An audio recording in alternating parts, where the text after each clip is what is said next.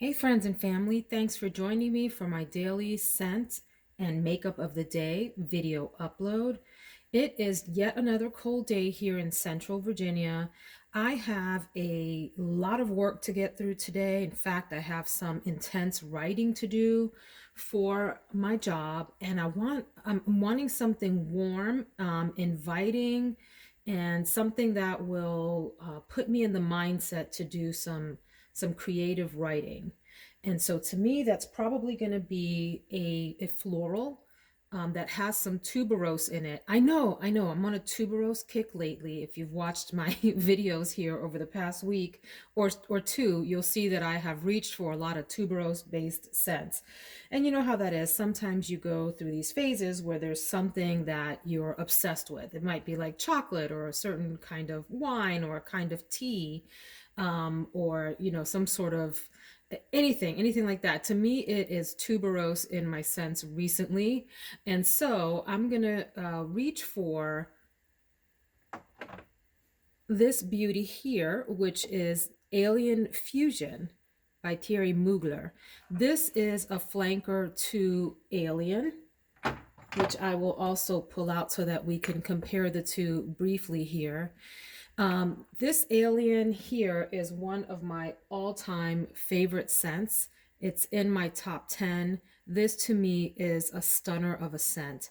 And, you're either an Alien fan or you very much don't like it. It's typically one or the other.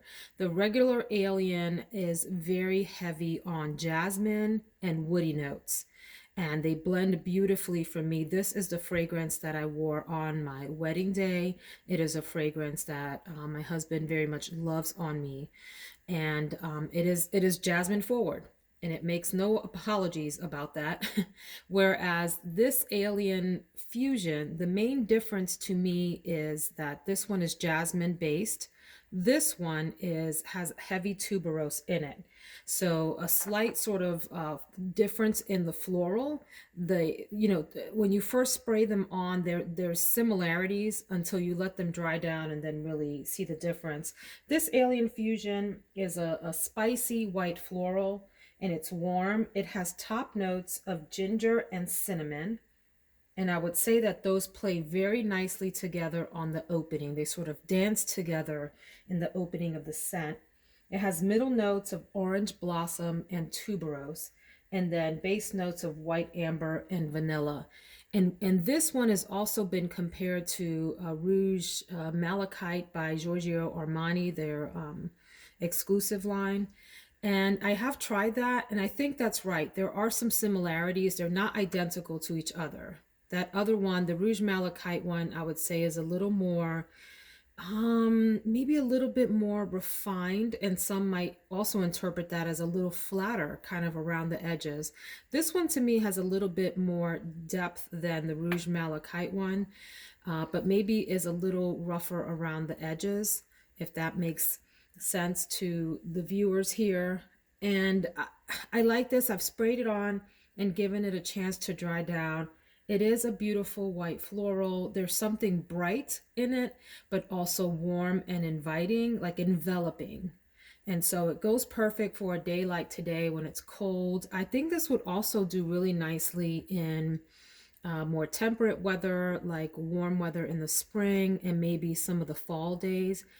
It really is kind of, are you a year-round scent? Would I wear you in the summer? I don't know. I might pull for this in the summer for like an evening event when the temps, cool down. It wasn't like 100-degree weather in the middle of the day. Really pretty white floral with like a hint of spice, a hint of warmth, very enveloping, very comfortable scent to wear. Not like Alien in terms of the jasmine note. Some people read the jasmine note as kind of stinky or dirty, and that's called like indolic in this. I don't really pick that up in Alien, although I could see how someone else might. This one doesn't have that. It's just pure floral with a little bit of spice. Very comfortable scent. Does last quite a long time and does project quite well I don't know about sillage. I haven't had the opportunity to sort of test that part of things out, but I have sampled this and find that it does last a long time. Beautiful floral fragrance. If you don't want like the sort of in-your-face jasmine from the Alien and you're wanting something a little bit more traditionally feminine and floral, the Alien Fusion would be a great choice. So that is my scent of the day. Let's go check out my makeup of the day, which I have already applied, so I can tell you exactly what I did with the products today. So one quick additional note about that Alien Fusion, because you know I always think of things to say after I stop that part of the video. It is a really pretty scent. So if you like florals that are on the feminine side, very ladylike, I would put Alien Fusion in that category very squarely and for sure. So for today's makeup look, I wanted to go for something simple, but also with like a touch of like that Hollywood glam from the 40s and 50s. And so I hope that I achieved that with my eye look. If you're interested in seeing the final look, I do post my pictures on Instagram at Veronica Says All. One word, Veronica Says All. And so today's star of the show is a palette that I have had the opportunity to try for the first time now. In fact, I was nervous because I love it when the eyeshadows are brand new and the way they look in the pan, they have some texture to them. And I get nervous then about putting my finger in them and messing up the texture and, going then on that journey to having your palette look loved and used. But it's the, oops, sorry for shaking the camera. It is this Natasha Denona Camel palette, which was gifted to me by my older sister for Christmas, and I have been wanting to use.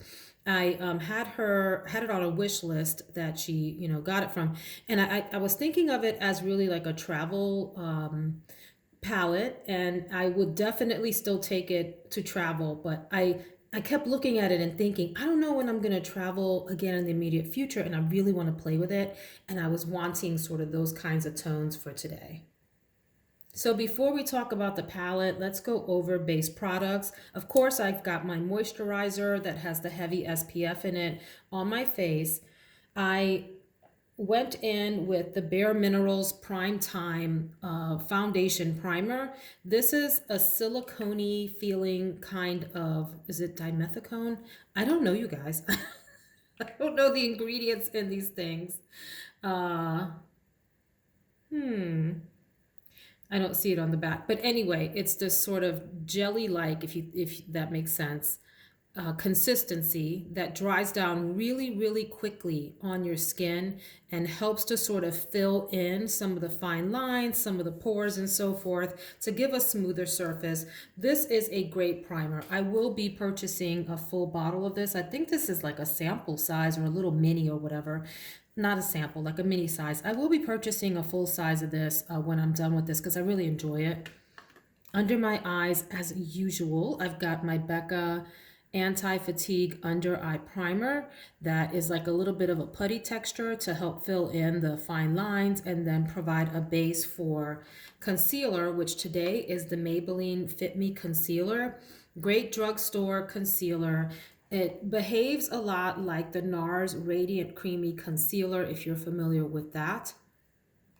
My foundation for today is Maybelline Dream Urban Cover.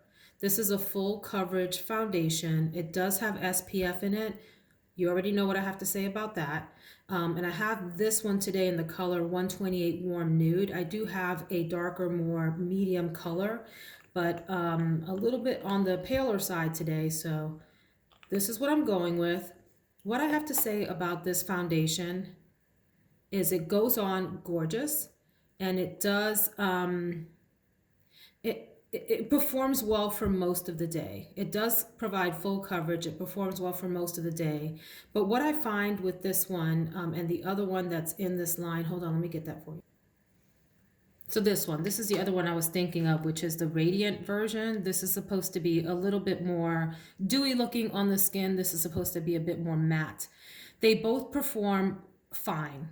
They do well, but they don't go the whole day. So I would say maybe towards the top of the, or the end of a work day, for example, like 4 or 5 o'clock-ish, it starts to, break down and you can start to see the skin underneath more clearly. So it sort of fades away. Both of these have the same issue with them, but they are fine for most of the day. Just keep that in mind if you have like an evening event or you're trying to go somewhere after, work hours. This probably won't take you into the night, at least not reliably. So anyway, I have the matte version in the warm nude color. I did powder today with an oldie but a goodie, and that is good old Coty Airspun loose face powder. I have two of these, and today it was the color Translucent Extra Coverage. This is a loose face powder. These tubs, they cost about like $5 or $6, and they last forever and ever and ever. Forever, ever, forever, ever. And they have this potent 1980s, very strong, perfumey smell. If you don't like that, you should stay away from this. It will choke you out on some days, but it is a super nice, finely milled powder that I think really holds its own against any high-end or luxury powder. It almost just disappears right into the skin. And so this is a great all-over face powder to set your foundation. I guess you can use this for concealer. I've never done that. I did bake with this once, and I don't bake anymore or ever again. I have another video where I talk about my experience with baking. Past a certain age, just don't. Just don't. Do yourself and everyone else a favor and don't bake. Okay, so we're going to leave that alone. I use the Anastasia eye primer as my eyeshadow primer. I've shown this many times before, but a little tiny dot of that goes a very long way. Don't go too crazy with that and just pat it out on your eye. You can use a brush, but I find that my finger does the best in terms of patting it out, and it gives a nice, really light white sort of background for your eyeshadow to lay on top of. And don't be intimidated if you have darker skin tone. This will go fine on your skin, and you don't see white after you put your eyeshadow on. So it behaves very nicely with your eyeshadow and doesn't look crazy. It gives a really nice canvas for it, is what I'm saying. So all skin tones can use that quite well. My bronzer today is the Bare Minerals Invisible Bronze powder bronzer in the color Tan. This is a nice cool tone bronzer, and it adds some nice shadow. It's finely milled, but it is cool tone, at least this color Tan is. So a reliable bet there. And I used the Pat McGrath Skin Fetish Sublime Perfection Blurring Under Eye Powder. Very long name in the color medium. I used this under my eyes to set my concealer, and then I may occasionally also use it just as my setting powder instead of like, a traditional setting powder. Great product. It's funny with this. When this came out, as YouTubers were getting their hands on it and reviewing it, they were complaining about the packaging. I don't mind the packaging. I think it's fine. It's small and easy to drop or in a bag or whatever. And I don't need it to be fancy. It's fine. I don't understand the big deal with that. On the face today, I did go in with two blushes because I always have to do the most, So I mixed these two colors. Now, this is the Cali Kissed from Smashbox. Cali Kissed palette from Smashbox. This is one of those face palettes that does a lot. You can use any of these colors as your eyeshadow, your blush. These are highlighters, and then these over here, what do they say these are? I don't think it says, but it's a highlight and blush palette. So I would not use any of these for bronzers because there's way too much sort of shine and shimmer in these, but they do great for that purpose. And then these are really vibrant brushes. So my advice would be to tap lightly and make sure that you buff it out well. Otherwise you will have a little bit of a clown cheek. I had that this morning because I forgot how bright they were, and I went in a little too strong and forgot that they mean business.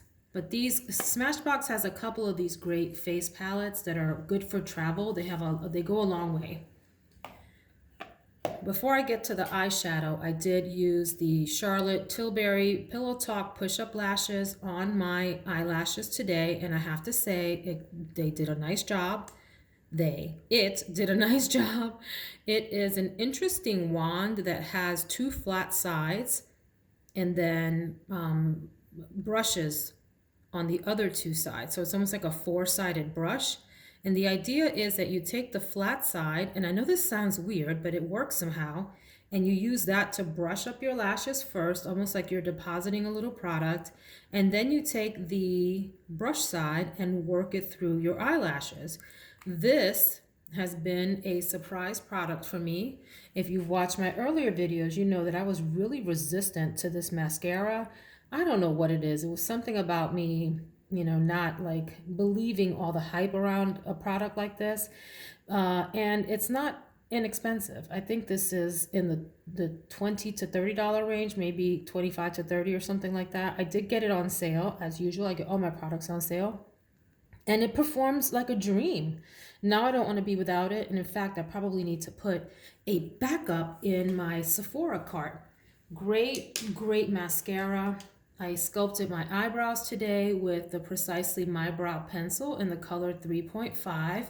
This has beat out the Anastasia Brow Wiz as my favorite, you know, sculpting, filling in pencil. And when I'm done with this, I'm going to be sad. And so I had better put a backup of this in my cart as well. On my lips today, I went in, it's a Charlotte Tilbury kind of day, my friends. I went in with Iconic Nude from her lip liner line. You can see that I love this because it's down to so little. And I do have a backup of this waiting. I didn't want to be without this.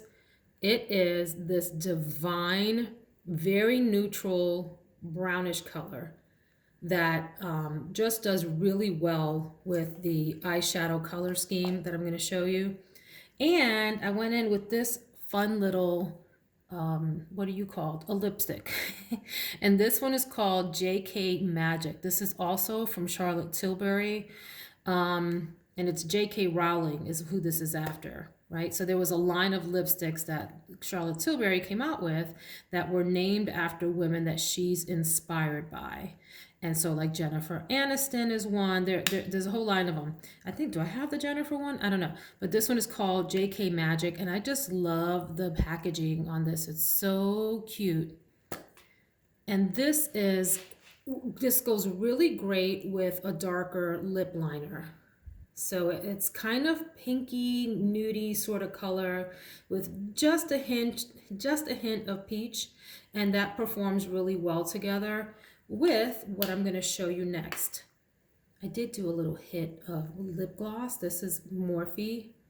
What do you call it? Flower Crown. Just in the middle of the lips to punch them out just a little bit. As makeup artists say, anywhere you put light and shine is going to jump forward. Anywhere that you put darker shades is going to recede. So think about that as you use products to try to sculpt your face. Okay, so the star of the show today then is NATASHA Denona's Camel palette. If you've been watching my videos, you know I am a diehard fan for NATASHA Denona's eyeshadow formula and her lipstick formula. Really fantastic. Second to none if you ask me. And this is a gorgeous, very versatile palette with these warm, maybe some might think of these as neutral. I think of these as warm colors. I put this here. Do you have names? Yes, they do. That color is called Dune. Perfect color. I put Dune really all over the brow bone area and on the inner part of my eyelid. And then I took Safari and Zand. This is so, I just love touching it. It's very creamy. Absolutely gorgeous taupey brownish color. And I put in this is Zand, which has a little bit more warmth, and I kind of mix those together all through the crease.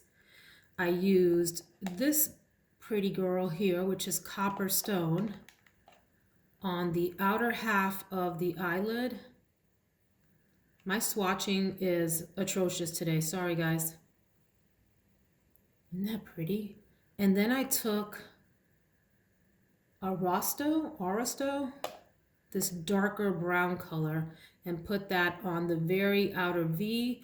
And I also used that as eyeliner. I took a smudge brush and used that as eyeliner. That's the Camel palette.